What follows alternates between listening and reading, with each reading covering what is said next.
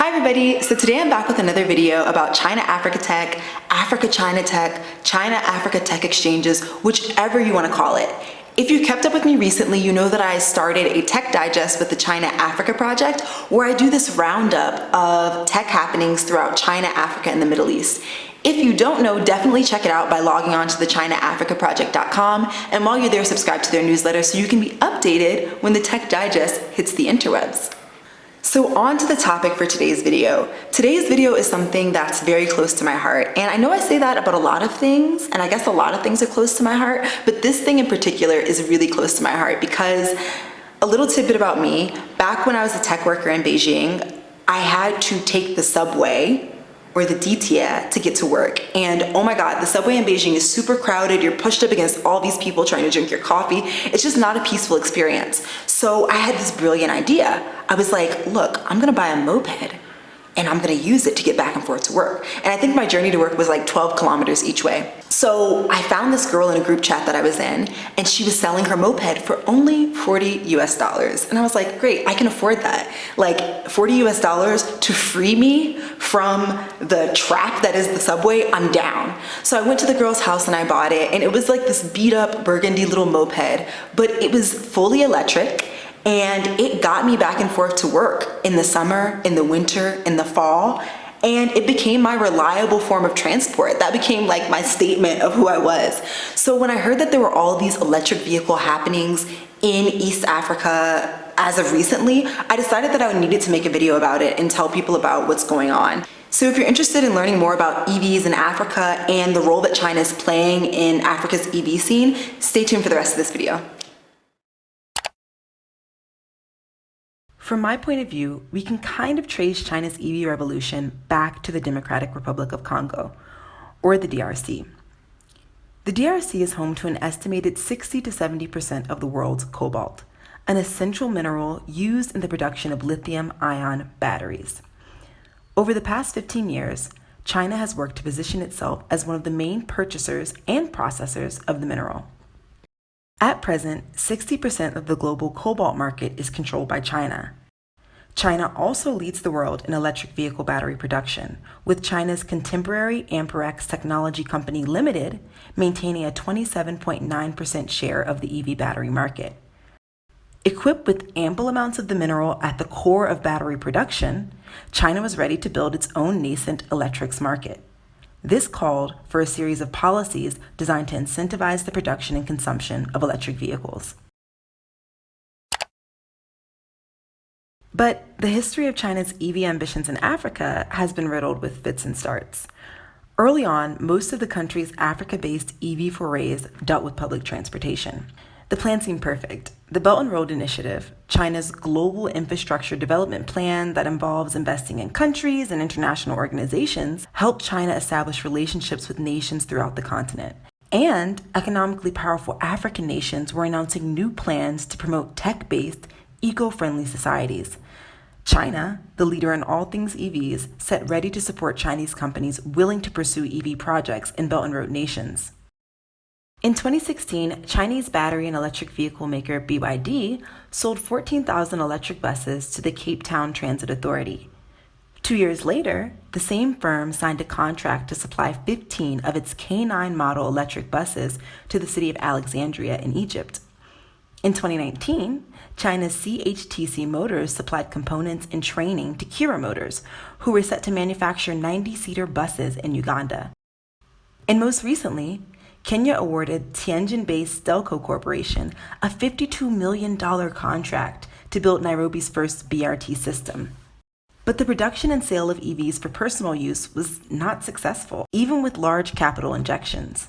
A 2017 project with Chinese automobile maker Huatai committed to setting up a factory in Kenya, but little followed the announcement of the deal. 4 years later, Huatai is still not a recognized name in Kenya's EV market. The first attempt at rolling out Chinese EVs might not have been a problem of interest, but an issue with policy and product. Eric Okumu, electric vehicle research and development engineer at Opibus, explained to me in an interview that though electric vehicles may be cheaper in the long run, short-term import duties and taxes make them prohibitively expensive to start. Africa's car market is largely import-driven and highly taxed.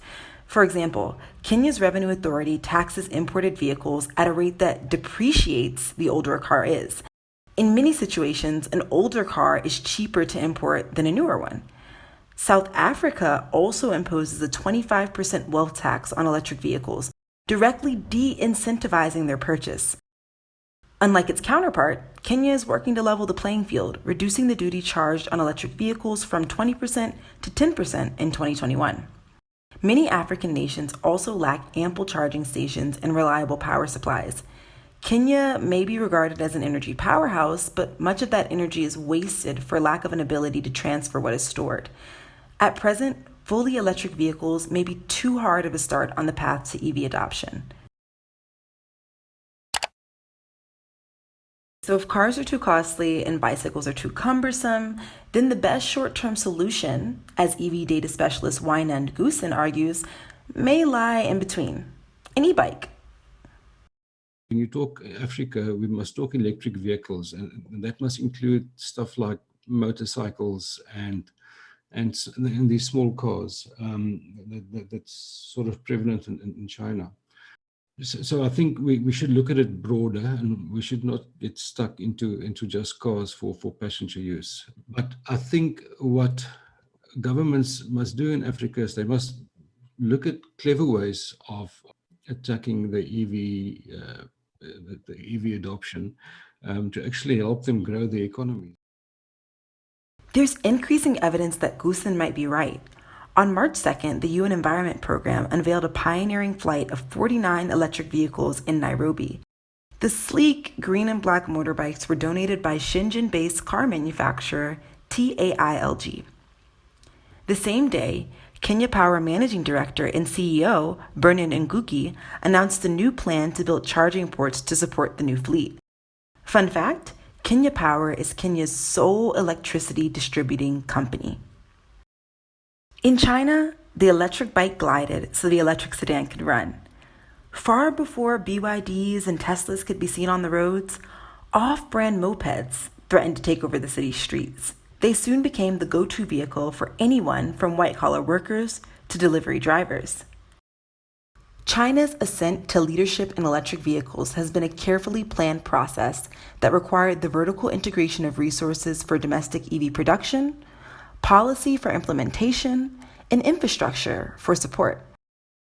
At the beginning of China's EV journey, electric vehicles were heavily subsidized, making them far more attractive than their gas-guzzling counterparts.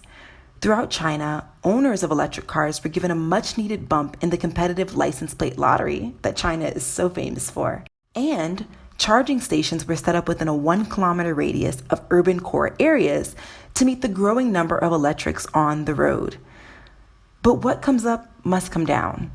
While domestic demand for EVs in China have made companies like Tesla rich, consumer demand for EVs is starting to slow.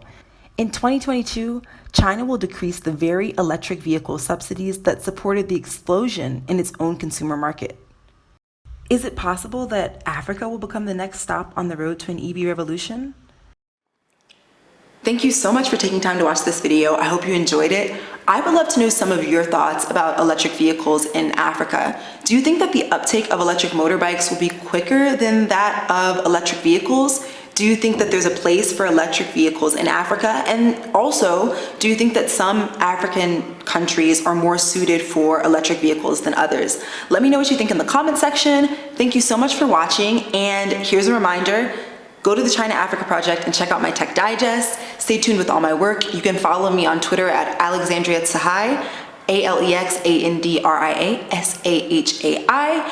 And until next time, have a great day and see you later.